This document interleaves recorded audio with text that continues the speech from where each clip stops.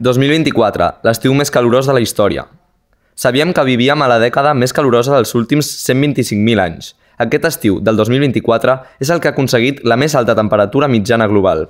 Els 3 mesos d'estiu van superar el rècord anterior, el del 2023, 5 graus superiors a l'era preindustrial. També rècords a Espanya. El mes d'agost passat també va ser el més calorós mai registrat a Espanya, amb una temperatura mitjana de 25 graus centígrads a la península, 2 per sobre de la mitjana d'aquell mes. Diverses ciutats van superar els 46 graus centígrads i a l'Observatori Fabra de Barcelona s'ha aconseguit la temperatura més alta des de que es tenen registres, 40 graus centígrads. Incendis incontrolables. Tot i que en menor mesura que l'any passat, es van continuar produint grans incendis que es converteixen en impossibles de controlar. Aquests megaincendis són, en gran part, fruits de condicions generades pel canvi climàtic i alhora contribueixen a la seva acceleració, ja que generen enormes quantitats de CO2. A més, suposen una amenaça immediata per a la salut de la població en grans zones. Inundacions al Sahel i València. Malauradament, l'emergència climàtica és molt més que rècord de temperatures. Són tornados, sequeres i també inundacions. Les pluges torrencials al Sahel i València han provocat centenars de morts i centenars de milers de persones damnificades a països com el Txad, Níger, Nigèria i Mali, on els conflictes i la fam ja provoquen un drama humanitari de manera quotidiana. Tot i que potser el fenomen meteorològic més sorprenent han estat les pluges a zones del Sàhara on amb prou feines plou durant tot l'any. Recentment, en ple desert al sud del Marroc i Algèria, ha plogut en uns dies l'equivalent al que és habitual en tota una dècada. Oceans amb febre i desglaç complet. Aquest any s'ha produït el mes de juliol més calor a nivell global i les dades generals de l'estiu s'han acostat molt a les de 2030, un any que semblava que podria ser excepcional per haver polvoritzat tots els registres anteriors i que, des de l'ONU, es va resumir amb la frase «Els oceans tenen febre». El Mediterrani és un dels mars que s'està veient afectat de manera més alarmant, ja que només en la darrera dècada la temperatura mitjana ha crescut més d'1 grau. L'agost passat va tornar a assolir un màxim històric amb una mitjana de 28,5 graus Celsius, segons Copèrnicus. Un any després, la febre no baixa, i això també contribueix al desglaç del Pol Nord.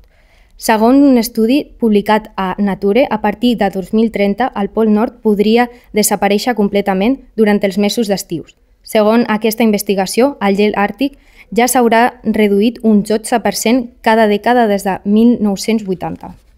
Una amenaça global per la salut i la salut mental. L'Organització Mundial de la Salut ha qualificat el canvi climàtic com la major amenaça per la salut del segle XXI. El canvi climàtic augmenta el risc de malalties com el còlera, la malària, el Zika i, de manera particular, el dengue, la incidència mundial del qual s'ha multiplicat per 30. A més, la freqüència i la intensitat de les onades de calor, unides als incendis forestals i la pols del desert, fan malbé de forma considerable la qualitat de l'aire i, amb això, creixen les malalties respiratòries. A Espanya, l'Institut Carles III va assegurar que es van superar les 2.000 morts provocades per la calor als mesos de juliol i agost. El canvi climàtic afecta també a la salut mental, augmenta l'angoixa mental, especialment entre els joves, fins i tot a les persones que no es veuen directament afectades. Emergència climàtica i desigualtat de gènere.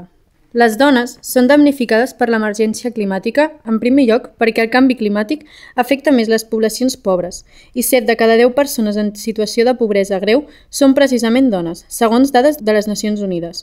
Les dones, a causa de les desigualtats de gènere, són un col·lectiu especialment afectat per diferents motius. Feminització de la pobresa, responsabilitat de les cures, manca d'accés a recursos, etc. Al mateix temps, no hi ha justícia climàtica sense justícia de gènere, i ambdues són fonaments imprescindibles per a una societat sostenible. Accions febles, compromisos insuficients. Davant d'aquesta situació, les mesures que s'adapten a cada país o de manera internacional es demostren insuficients o directament contràries a reduir les causes del canvi climàtic. Repressió per les protestes del clima.